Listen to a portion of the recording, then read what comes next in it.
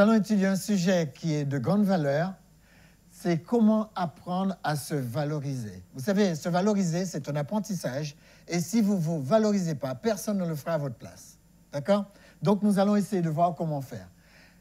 L'une des réalités que nous rencontrons chez beaucoup de personnes, chrétiens ou pas, et surtout, je dirais, chez les croyants, c'est la dévalorisation de soi. C'est ce qu'on appelle, ils ont mal traduit le mot humilité. Ils ont compris que humilité était humiliation, et ce qui se programme à l'intérieur d'eux, c'est beaucoup plus de l'humiliation que de l'humilité. Donc, nous allons apprendre ce matin comment ne pas manquer d'estime de nous-mêmes. Comment faire pour être bien dans sa vie, bien dans ta peau? Je me rappelle, il y a quelques années, un jeune est venu me voir en me disant, « Pasteur, comment fait-on pour être bien dans sa peau? » Je lui ai dit, « Ça fait combien d'années que tu es chrétien? » Il me dit, « Ça fait quelques années déjà, je suis né chrétien. » Je dis, « Alors c'est très bien, tu es né croyant et tu as un manque d'estime de toi-même. » Alors, on va essayer en quelques instants voir comment on peut avoir beaucoup d'estime et surtout comment construire son estime de nous-mêmes. OK. Qu'est-ce que c'est que le manque d'estime de soi? C'est ne pas être conscient de sa force, de sa responsabilité. Nous sommes venus sur Terre pour quelque chose de bien précis et nous devons être conscients de la chose pour laquelle nous sommes venus. C'est ça qu'on appelle se sous-estimer. Peut-être que ça ne vous dit rien, se sous-estimer, parce que vous n'êtes jamais sous-estimé. Mais sachez que la plupart des gens qui sont timides se sous-estiment.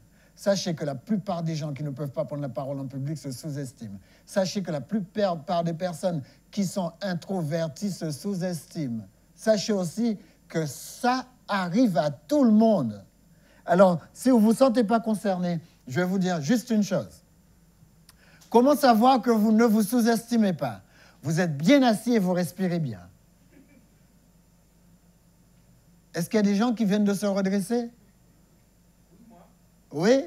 Alors, essayez de vous dire que le fait de se sous-estimer, c'est une attitude. Et que cette attitude vient de loin, vous allez le voir tout à l'heure. Alors, qu'est-ce que je pourrais donner comme définition encore? Manquer d'estime de soi-même, c'est l'illusion de croire que la manière dont on se sent est la manière que l'on est. Je vais essayer de vous expliquer ça. C'est une vraie illusion de croire que la manière dont vous vous sentez, c'est la manière dont vous êtes. Si vous saviez la quantité de personnes qui se sentent mal, et moi j'ai de bonnes nouvelles, vous n'êtes pas ce que vous ressentez, bien que le fait de ressentir quelque chose crée une attitude chez vous. Écoutez, vous savez, les gens qu'on disait ce matin qui murmuraient, qui étaient toujours critiques, c'est une attitude. Ils ont beau dire tous, je ne suis pas comme ça. Non, tu es comme ça. Tu ne te rends pas compte que tu es comme ça parce que maintenant c'est installé. D'accord? Et ce que nous allons voir ce matin, c'est qu'il ne faut pas être selon ce qu'on ressent. Vous n'êtes pas ce que vous ressentez. Vous pouvez ressentir ce que vous voulez quand vous le voulez. Si quelqu'un commence à se sentir seul alors qu'il est dans un grand public, vous vous rendez compte comment il est mal à l'intérieur? Alors nous, qu'est-ce qu'on va faire? On va essayer de trouver une troisième. Alors, qu'est-ce que c'est que manquer d'estime de soi? C'est la manière de me sentir qui me pousse à réagir. Ça, je dois bien comprendre ça. Alors, mon manque d'estime, c'est toujours agir en fonction de ce que les autres disent. Toujours agir par rapport à l'approbation des autres. Une personne qui manque d'estime de lui-même n'entreprend pas grand-chose. Il se laisse vivre. Il est cool, il se laisse vivre, il laisse manger. Qu'est-ce que la Bible dit? Mangeons, buvons, parce que demain nous mourrons. Je vais vous dire, les gens qui n'entreprennent rien sont déjà enterrés. Et ne vous cassez pas la tête, ce n'est pas parce que je mange et que je bois que je ne suis pas encore enterré. Je suis enterré vivant. Nous, on a besoin de vivre. Écoutez bien, mon comportement vient de mes sentiments. Quels sont les sentiments que nous avons à l'intérieur de nous? Il y a des gens qui s'amusent à marcher avec des sentiments de jalousie. Ils sont jaloux de tout ce qu'ils voient. Et quand on leur dit, si tu veux réussir là, il faut absolument faire ce boulot-là, ils ne veulent pas faire le boulot, mais ils veulent arriver là. Il y a quelque chose qui ne va pas. Moi, je me rappelle, une fois, j'étais dans une église Il y avait une jeune femme qui venait d'acheter un pavillon. Elle était jeune, elle venait d'avoir un super boulot, elle venait d'acheter un pavillon. J'ai entendu des critiques qui fusaient de la part des croyants, j'ai entendu des critiques qui fusaient de partout parce que cette personne avait de l'ambition. Mais tout le monde peut acheter son pavillon. Il suffit que vous soyez simplement un petit peu organisé dans vos finances. D'accord? Il y a des gens qui ne sont pas en pavillon, mais qui roulent des BM. Le problème, c'est qu'ils ont un problème de priorité. Après, quand il va voir l'autre rouler sa trottinette et être en pavillon, ils vont commencer à murmurer. Les amis, ça ne marche pas comme ça. Allez, on va un peu plus loin. Ce n'est pas parce que je suis excellent dans un domaine que je ne manque pas d'estime de moi-même dans d'autres domaines.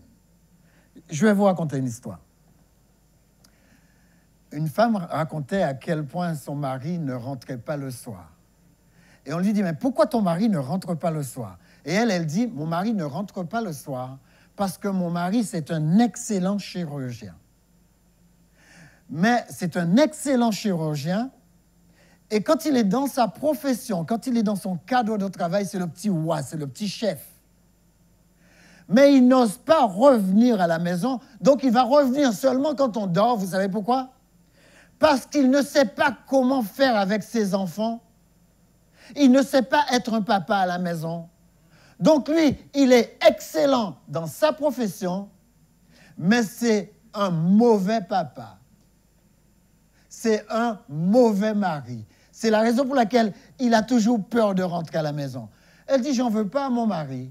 Il n'a pas encore pris la responsabilité de l'estime de lui-même pour essayer de faire en sorte qu'il ait cette estime, mais dans tous les autres domaines. Les amis, vous savez ce que c'est que la pauvreté? La pauvreté, c'est de manquer de quelque chose dans un domaine quelconque. Alors, si vous excellez dans votre travail, amenez un peu de cette excellence à la maison. C'est ce qu'on attend de vous, sans quoi vous manquez d'estime de vous-même. Moi, je trouve que la plupart des gens que je rencontre sont comme ce chat. Ils ne font rien pour devenir lion, mais tous les matins, ils rêvent de devenir un lion. Ils vont rester chats toute leur vie parce qu'ils ne prennent pas la responsabilité de devenir. Et la question se pose parce que les gens qui ont un manque d'estime d'eux-mêmes, vous savez ce qui se passe? C'est qu'ils ont du mal avec eux-mêmes. Je vais vous expliquer ce que je veux dire. Dieu voudrait que nous puissions nous aimer. Et beaucoup de gens qui manquent d'estime de soi, ils ne savent même pas qu'on doit s'aimer. Ils ne savent même pas comment s'aimer. Alors, ce qui fait qu'ils sont mal avec eux-mêmes. Ils ne veulent pas rester 5 minutes avec eux-mêmes. Vous savez ce qu'ils font? Ils sont toujours comme ça. Ils ont ces petits gadgets et ils sont là comme ça. Ils vont quelque part chercher de la compagnie quand ils n'ont personne à côté d'eux parce qu'ils n'ont pas l'amour d'être avec eux-mêmes. Vous savez, il y a des gens qui ne se relaxent même pas. Ils ne peuvent pas se... Vous vous rappelez quand on était petit, quand il faisait chaud aux Antilles, on se couchait dans notre lit, on ne voulait rien entendre, sinon être tout seul. C'est fini, ça. Vous allez aux Antilles maintenant, vous allez dans le même lit où vous étiez, vous trouvez une personne de l'autre génération, il a un portable dans ses mains en train de faire ça. Les enfants grandissent en ayant peur d'être avec eux-mêmes. Vous savez ce que ça génère, la peur d'être avec soi-même? Jamais on ne fait de bilan, jamais on ne fait d'inventaire. On ne se pose pas de questions, on vit comme un légume. Et moi, ce matin, j'ai envie franchement de vous dire, aimez-vous. Vous n'êtes pas des végétaux. Vous êtes des hommes, des femmes. Même les animaux s'inquiètent de faire un bilan. Moi, j'étais en train de regarder une émission et j'ai vu que certains animaux, quand ils ont leur bébé, ils vont rester avec le bébé sur place pendant 6 mois, jusqu'à ce que le bébé puisse faire, je veux dire, prendre son indépendance. Ils vont rester avec le bébé pendant 6 mois, sur place. Et même quand il y a des ennemis, même quand on vient pour manger le bébé, eh bien, ils vont donner leur vie. J'ai vu des animaux donner leur vie parce qu'ils voulaient rester sur place avec leur bébé, alors qu'ils auraient pu fuir et abandonner le bébé. Les amis, on va essayer de se poser des vraies questions. Allez, on y va pour la première. voilà, pourquoi ne puis-je pas passer plus de temps avec moi-même? Pourquoi est-ce qu'il faut toujours que je sois un subterfuge pour pouvoir éviter de passer du temps avec moi-même? Il y a des gens qui n'aiment pas leurs pieds, ils n'aiment pas leurs mains, ils n'aiment pas les yeux qu'ils ont. Alors, on les voit, ils sont toujours quelque part en train d'essayer de réparer quelque chose que Dieu leur a donné. Et ils ne s'aiment pas. Alors, posons-nous la deuxième question. La deuxième question est la suivante. Qu'est-ce que j'ai contre moi-même? Bon, moi, je me rappelle, il y a quelques années, je n'aimais pas mes pieds. Alors, je les négligeais. Je ne savais même pas que j'avais des pieds. Jusqu'au jour où j'ai eu mal aux pieds et que je ne pouvais pas aller faire ce que mes pieds m'amenaient à faire d'habitude. Et là, j'ai pris conscience que j'avais des pieds. Alors, j'ai commencé à m'occuper de mes pieds. Il était un peu tard, j'ai tellement négligé mes pieds qu'il y avait beaucoup de travail à faire avec mes pieds. Et jusqu'à maintenant, mes pieds me le reprochent. Les amis, aimez-vous. Parfois, quand je vais dans la salle de bain maintenant, je commence à me doucher, je prends du temps pour mouiller mes pieds, pour que ça leur fasse plaisir. Parce que je vous assure, quand vos pieds ne peuvent pas vous emmener là où vous voulez aller, que vous les aimiez, que vous ne les aimiez pas, vous apprenez à les aimer.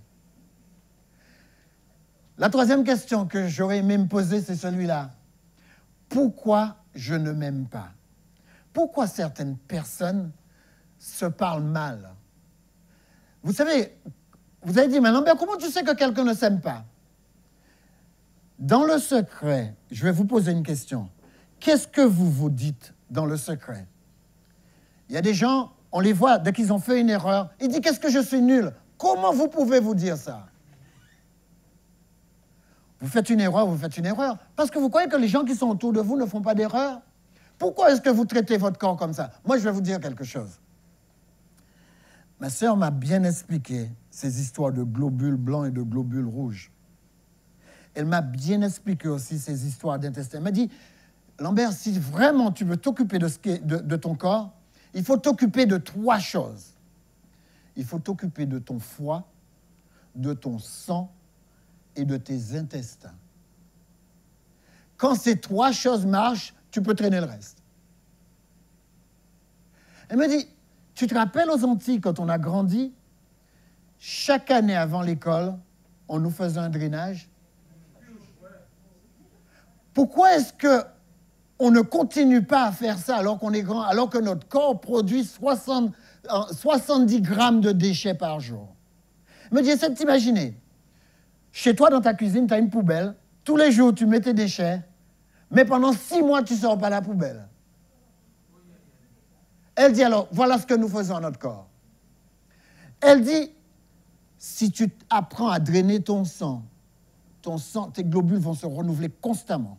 Si tu apprends à drainer ton foie, parce que la foie, c'est là où on met les ordures, si tu apprends à le drainer, à aller jeter la poubelle, tu verras que ton foie, il sera toujours content. Et si tu apprends à nettoyer tes intestins, tu ne peux pas savoir à quel point l'intestin t'est appelé le 3e cerveau du corps. Les amis, c'est exactement la même chose qu'on fait à notre corps, psychologiquement, spirituellement et moralement. Si on s'aime, on fait un inventaire et on se draine. Vous savez ce que la Bible dit? La Bible dit, écoute, assieds-toi, entre en toi-même. Vous vous rappelez cette histoire du fils prodigue? Il entra en lui-même. Quand les choses ne vont pas, entrez en vous-même, parlez-vous. N'attendez pas que les gens le fassent pour vous. Entrez en vous-même. D'accord? C'est la première procédure. Nous allons voir les autres procédures après avoir posé la question suivante. Pourquoi suis-je inconfortable avec moi-même? Il y a des gens qui manquent de confort à se regarder, à regarder les beaux doigts que Dieu leur a donnés. Moi, vous savez, pas mes pieds, mais j'aime bien mes mains. Je trouve que j'ai des mains extraordinaires. Et même, je ne suis pas le seul à aimer mes mains. Vous savez quoi? Ma femme, elle aime beaucoup mes mains aussi. Tu as de longs doigts. Et je constate qu'elle fait les mêmes compliments aux enfants. Quand ils jouent sur la guitare, « Ah, j'aime bien voir tes doigts. » Ma femme aime les longs doigts. Bon, il faudrait lui demander pourquoi. Mais en tout cas, rappelez-vous que vous devriez être en tout confort avec votre corps. Allons un peu plus loin maintenant. Qu'est-ce qui me dérange chez moi? Ça c'est une question fondamentale. Qu'est-ce qui me dérange? Pourquoi est-ce que je ne peux pas vivre une vie exemplaire, une vie extraordinaire? Parce que la vie que j'ai est extraordinaire. Pourquoi certaines personnes se dénigrent tellement qu'ils ne permettent pas leur propre évolution? Je vais vous dire quelque chose. Ne passez jamais une journée sans essayer d'apprendre quelque chose. Ne laissez pas une journée passer sans essayer d'apprendre quelque chose. Ne laissez pas une journée passer sans essayer d'évoluer. Votre corps n'aime pas quand vous stagnez. Votre corps n'aime pas quand vous ne faites rien. Votre corps n'aime pas quand vous ne projetez pas quelque chose. Je vous assure, il y a des gens qui perdent la capacité de leur cerveau parce qu'ils ne font rien avec. Alors, j'aimerais prendre ce mot biblique. Ce mot, c'est kabaum. Ça vient du verbe kamo, qui signifie comme toi-même. C'est la racine. Comme toi-même. Comme toi-même signifie sois avec toi-même. Je ne sais pas si vous vous rendez compte. Quand Dieu dit aime ton prochain comme toi-même, Lévitique 19, ça signifie sois avec toi. Je veux que tu demeures avec toi. Il y a des gens qui se barrent de leur corps. C'est quoi? Vous allez laisser votre... Il y a des gens... Moi, j'ai rencontré même des gens dans le Nord. Ils me disaient, oh, je fais des voyages astrales. Voyage astral, voilà. Il laisse son corps là et elle se barre. Elle va chez le voisin. Non, il faut aimer son corps. Il faut rester dans son corps. Il faut être avec soi-même. Alors, il faut aussi apprendre à être avec soi-même, mais sans distraction. Alors, qu'est-ce que je veux dire par là? Tout à l'heure, vous avez vu, les jeunes, quand ils ont toujours une tablette, un téléphone, ils sont dedans, etc. Ça, c'est de la distraction. Ils ne sont pas avec eux-mêmes. Ils n'ont pas le temps de réfléchir. Ils n'ont pas le temps de se projeter parce qu'ils ne sont pas avec eux-mêmes. Il y a d'autres personnes qui ont d'autres formes de distraction. On n'a pas besoin, quand on se relaxe, de toujours être là, à mettre de la musique, à faire ceci. Vous êtes là pour vous relaxer. Occupez-vous de vous-même. Prenez le temps pour vous-même. D'accord? On va un peu plus loin. La Bible dit, tu aimeras ton prochain comme toi-même. Si tu ne t'aimes pas, si tu n'as pas d'estime pour toi, comment est-ce que tu peux aimer ton prochain? Alors, moi, je dis que la distraction semble être une bonne chose.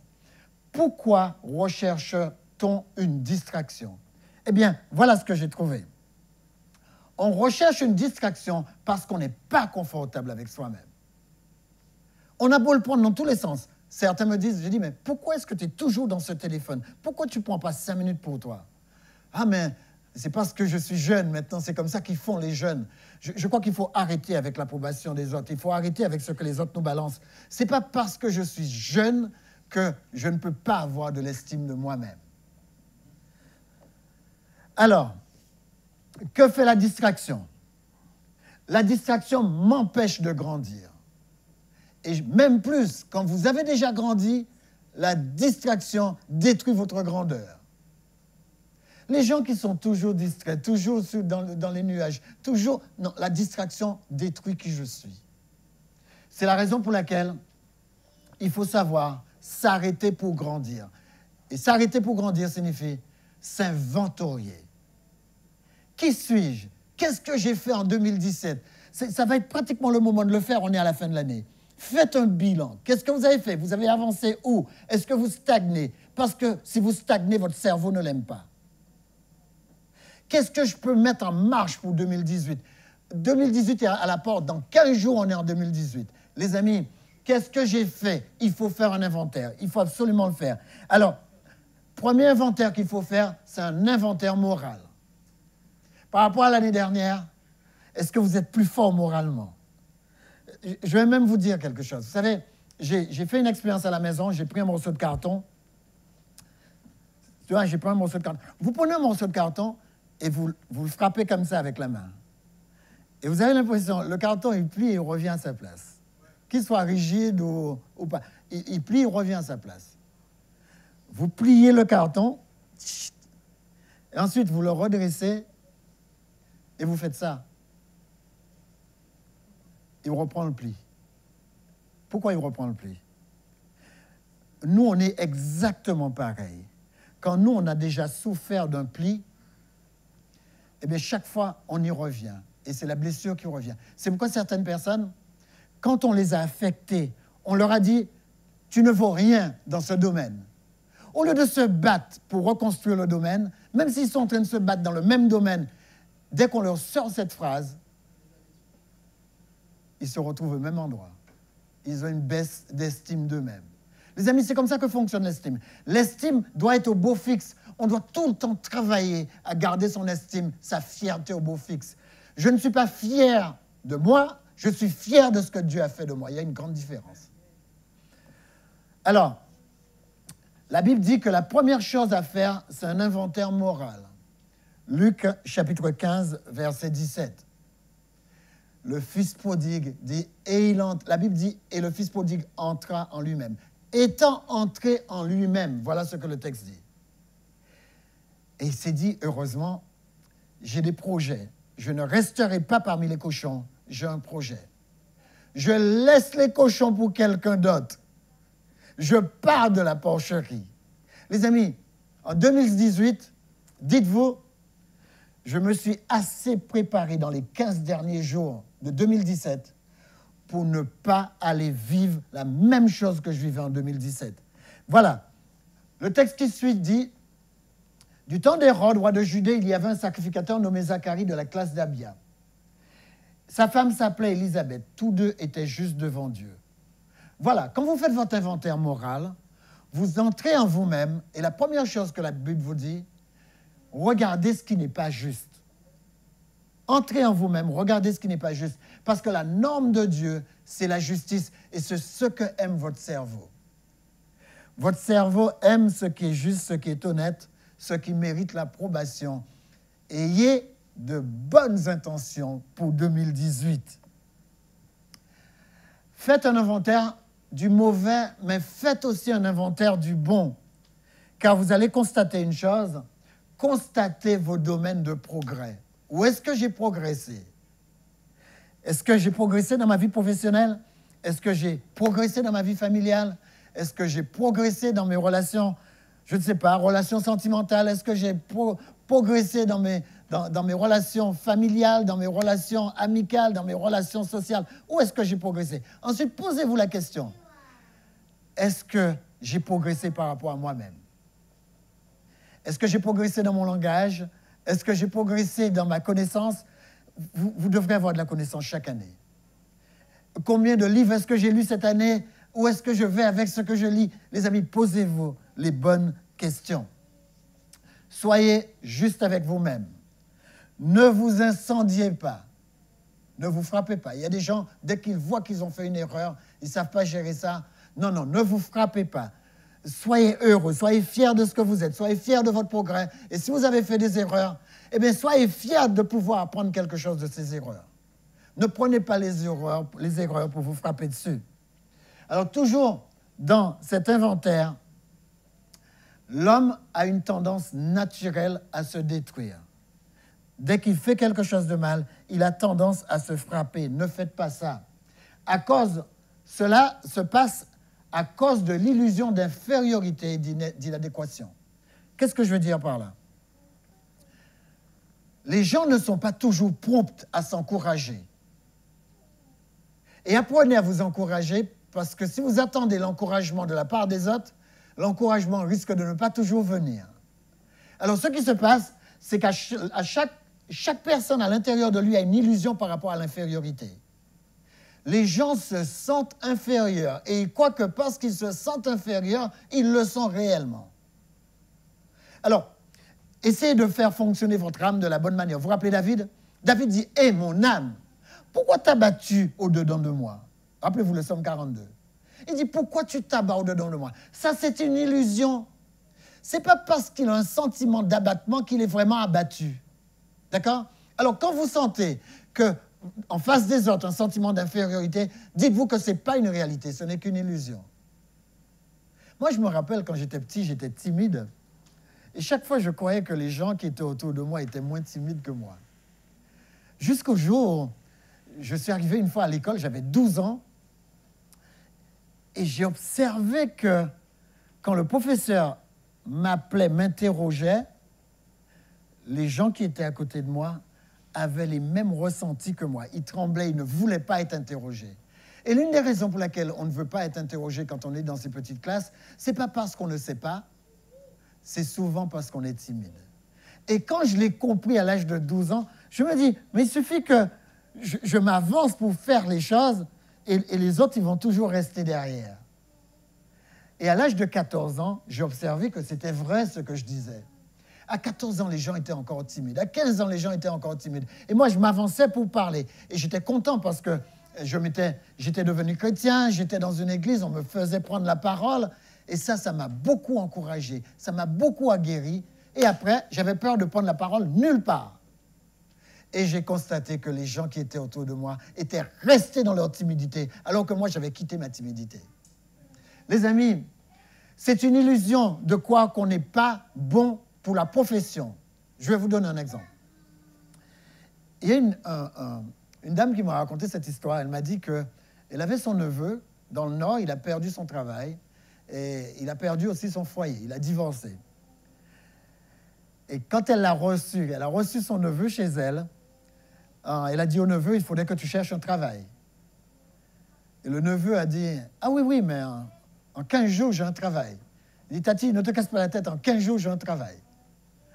Alors, il a dit, mais comment il va faire? Alors, on était dans le Nord. Il a pris le journal du Nord, il n'a pas trouvé d'emploi. Il a pris le journal du pays à côté, de la Belgique, il n'a pas trouvé de travail. Il a pris le journal des Néderlandes, les Pays-Bas. Et ensuite, il a vu un poste. Il a vu un poste de direction. Et le poste a attiré son regard. C'était écrit en anglais, etc., parce que lui, il ne lisait pas le Dutch. Alors, il a lu et il s'est dit, je veux ce job. Il est rentré dans la cuisine, il a dit, Tati, j'ai trouvé un job. Elle a dit, comment, tu as trouvé un job? Il a dit, oui, j'ai trouvé mon emploi. Mais au bas de la feuille, ils ont écrit en anglais qu'il fallait parler français, anglais et Dutch.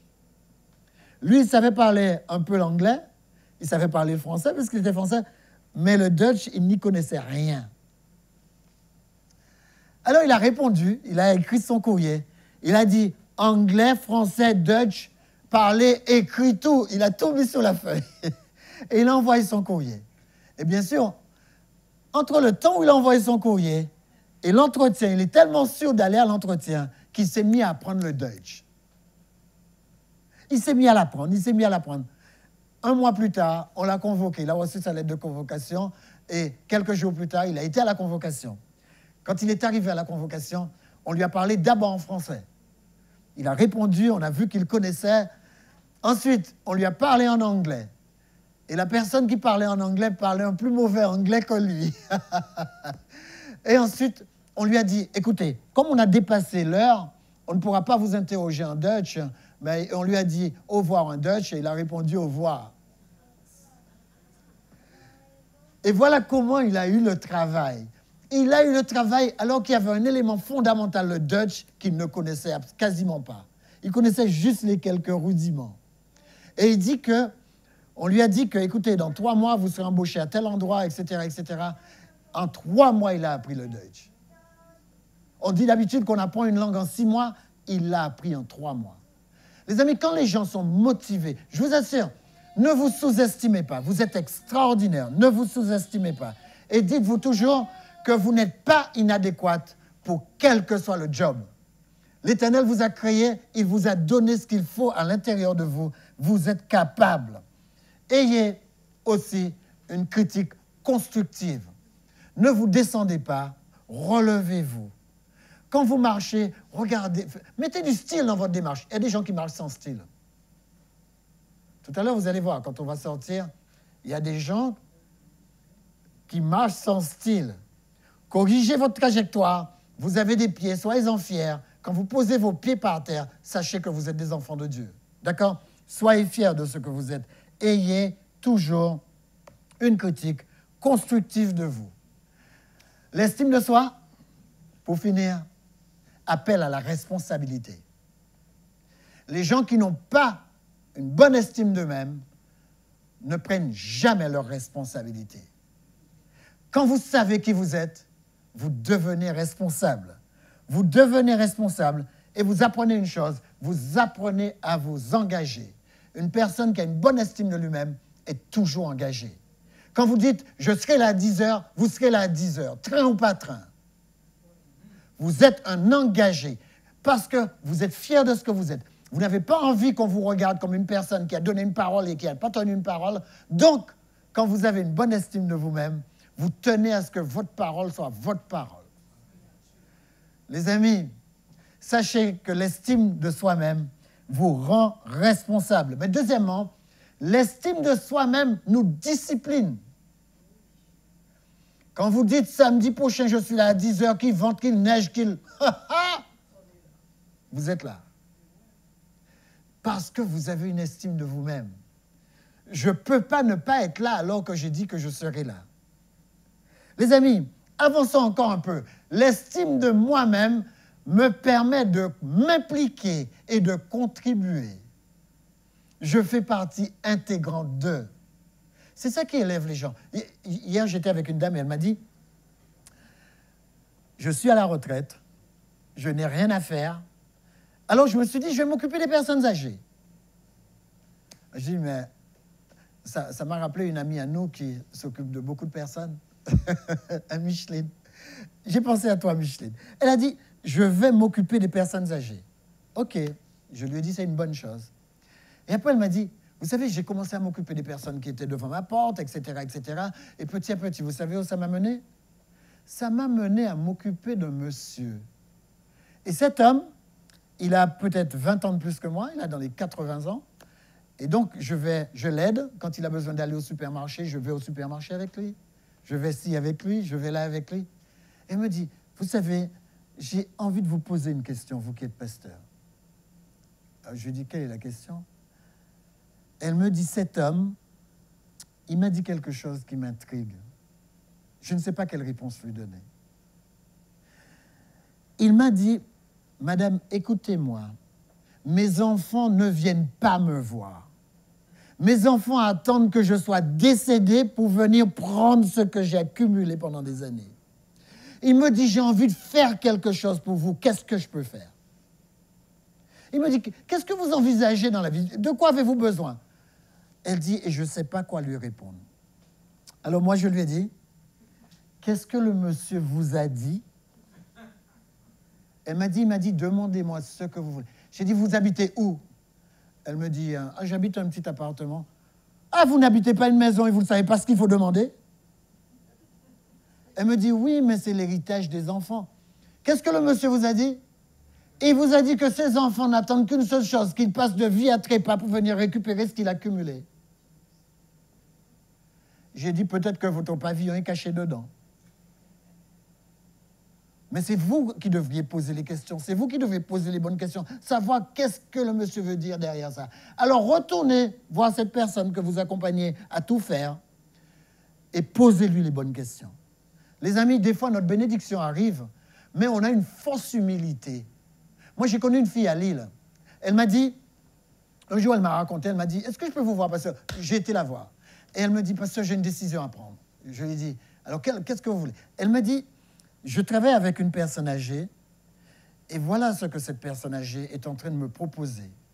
Elle me dit, cette personne âgée, elle travaillait dans l'immobilier et elle a beaucoup d'appartements sur l'île.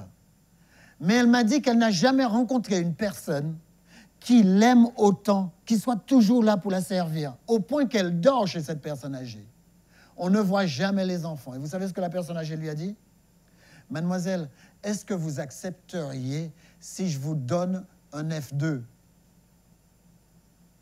Et ça l'a fait paniquer. Moi, j'aurais paniqué. Je lui ai dit, écoute, c'est le service que tu lui rends qui te rapporte ça. Pourquoi tu paniques? Quelque temps plus tard, elle lui a dit, je ne voudrais pas un F2 parce que je suis seul, donnez-moi un studio. Et la dame lui a donné un studio.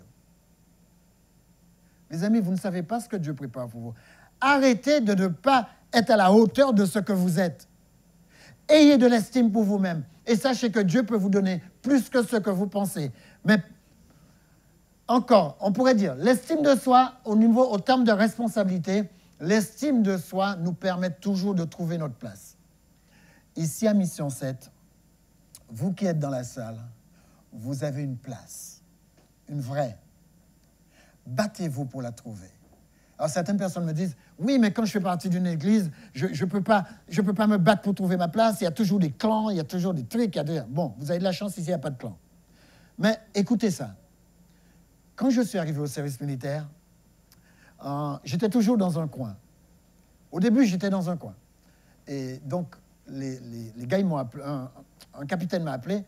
Je crois que c'est un capitaine. Oui, c'est un capitaine. Il m'a appelé et il m'a dit, mais pourquoi est-ce que vous faites toutes les manœuvres, vous faites tous les trucs, mais vous êtes toujours sur un côté, etc. Alors, je lui ai dit, parce que je connais l'esprit des gars qui sont là. Ils n'aiment pas les Noirs. Et ils n'arrêtent pas de leur dire. Ils racontent que des blagues sur des Noirs. Des fois, ils racontaient des bonnes. Hein. Mais c'est vrai que c'était quand même des blagues sur nous, et ça, j'aimais pas ça. Il m'a dit, vous êtes un élève officier de réserve. Faites votre place. Je ne veux plus vous voir sur un côté, faites votre place. Alors j'ai dit dans ma tête, le gars m'oblige à aller me faire une place. Eh bien, c'est pas tombé dans l'oreille d'un sourd. Quand les gars racontaient des blagues et que je n'aimais pas les blagues, je leur rentrais dedans. J'ai dit, je vais te dire quelque chose. Qui commande ici? Il me dit, mais c'est le capitaine qui commande. J'ai dit, après le capitaine, c'est moi. Je vais te dire quelque chose. Tu racontes plus des blagues sur ma race. Eh bien, je ne sais pas pourquoi ça a fait son effet. Ah, j'étais tout seul, mais j'ai fait ma place. Et depuis ce jour-là, je n'ai plus jamais entendu de blagues. Pendant toute la compagnie, je n'ai jamais entendu de blagues sur les blacks. Alors que j'étais le seul black de cette compagnie. Je vous assure, j'étais le seul noir dans cette compagnie. C'était à Laon, dans le nord de la France. Le seul noir, c'était moi.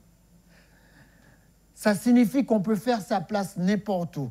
Et si ce capitaine ne m'avait pas dit de faire ma place, peut-être que je ne l'aurais jamais fait. Et je serais parti de l'armée en disant « Oh, mais ils sont tous racistes là-bas. » Non, c'est faux. C'est moi à faire ma place. Alors, terminons avec celui-là.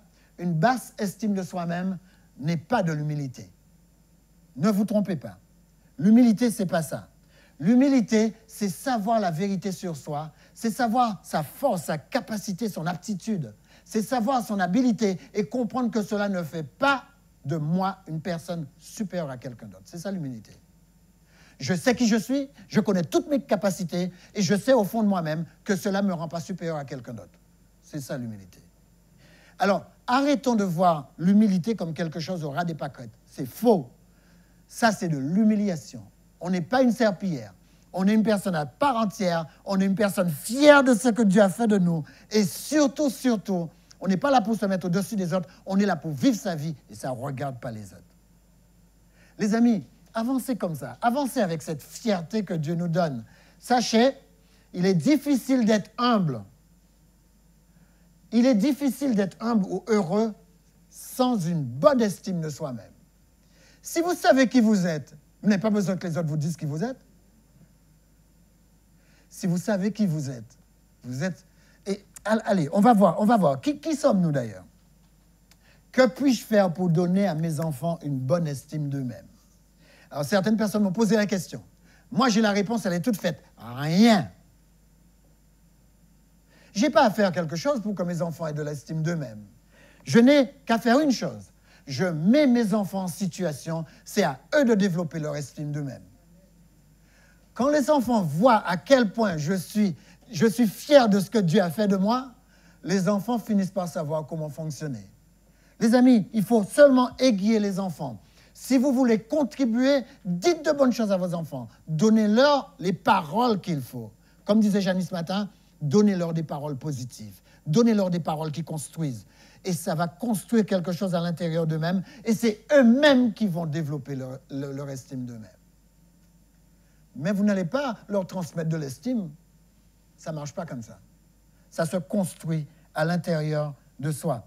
Alors, disciplinez-vous sans vous écraser. Luc 7, verset 47. Disciplinez-vous sans vous écraser. Vous êtes meilleur que vous ne pensez. Jean 1, verset 12. Vous pensez que vous n'êtes pas à la hauteur et Dieu dit vous êtes ses enfants. Alors, soyez à la hauteur. Troisième chose à remarquer, vous avez tout ce qu'il faut pour contribuer à votre vie, à la vie des autres. Somme 139, versets 14 à 16. Vous avez tout ce qu'il faut.